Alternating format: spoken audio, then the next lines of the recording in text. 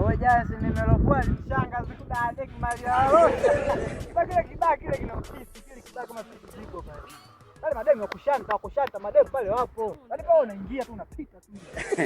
Wewe baba mimi mwenyewe nakula langu wa chuo.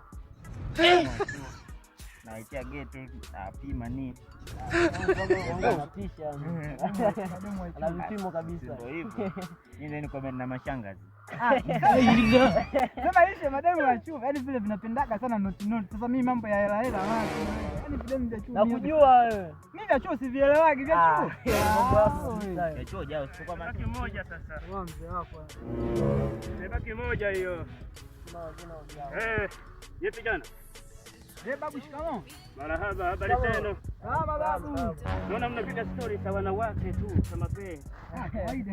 Haya, imebaki moja, hii ni ofa kwa yule anayeenda leo kusakamua. Hapa ndo nini mtangu?